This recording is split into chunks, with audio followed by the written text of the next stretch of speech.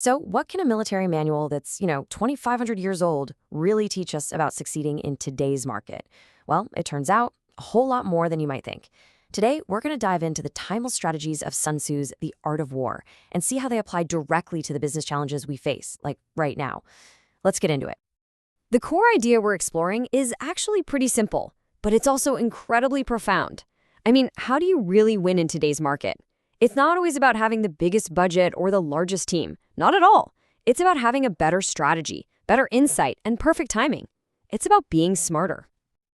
To really wrap our heads around this, let's go way back in time for a second. There's this classic story from the Warring States period in China that just perfectly nails what it means to win with your brain, not just with brute force. Okay, so picture this. You've got this small, totally outnumbered state, and they're about to get crushed by a massive, powerful army. Seriously, on paper, they have zero chance. A head-on fight, that would be an absolute disaster. But see, their general, he chose a completely different path. Instead of fighting with muscle, he decided to fight with his mind.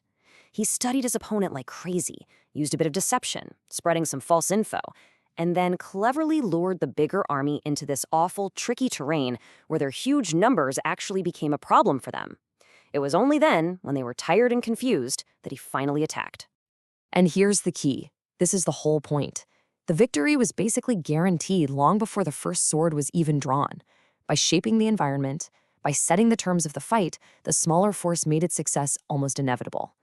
That is the essence of strategy, and it's 100% applicable to how we operate in business. Which brings us right to our first huge lesson from Sun Tzu. This is really the foundation for any great strategy, the absolute importance of knowledge. These are probably Sun Tzu's most famous words, and for good reason. He's telling us that total awareness is the key to being invincible.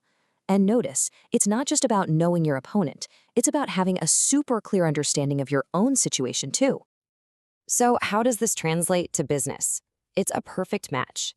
Knowing yourself means we have to be brutally honest about what we're good at, what resources we have, and where we fall short.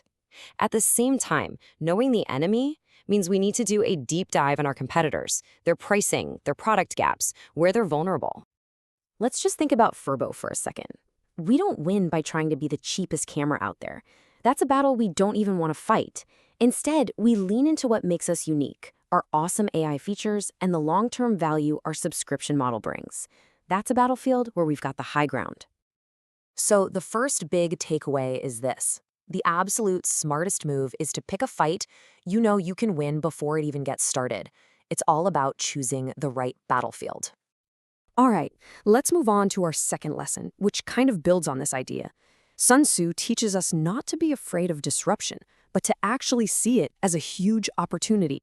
I love this quote. It's such a timeless reminder that when everything is unpredictable and messy, brand new possibilities pop up for the people who are ready to see them. So in our world, chaos isn't an ancient battlefield, right? It's a sudden economic downturn, or a new technology that changes the game, or a big shift in what our customers want. A lot of companies just freeze up in these moments.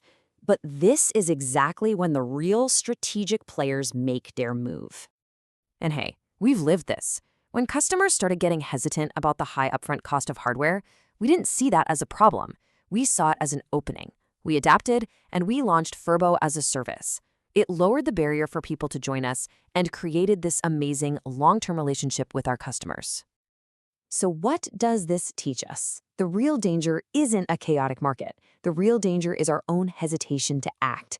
Speed and adaptability are the things that turn all that disorder into a massive strategic advantage. And that leads us perfectly into our third lesson, which is all about the incredible strategic value of being fast and agile.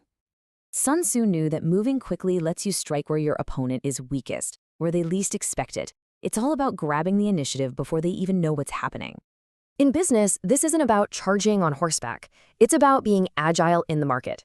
As a nimble company, we can jump on new trends, whether it's a new platform like TikTok or integrating the latest AI, way before our bigger, slower competitors can even get a meeting on the calendar to talk about it. The takeaway here is so important. In the modern market, being fast is very often better than being big. The one who moves first gets to define the rules of the game for everybody else. Okay, for our final lesson, we're going to turn inward, because Sun Tzu understood that all the external strategy in the world is useless if you don't have internal strength. This bit of wisdom, it speaks right to the heart of leadership and culture. When a team is truly united by trust and they all share the same purpose, they become a powerful, basically unstoppable force. And this is really the invisible engine behind our success, isn't it? Our mission, caring for pets and the families who love them, it's so much more than just a slogan. It gives our work real meaning. It fuels our passion and it makes us resilient, especially when things get tough. It brings us all together.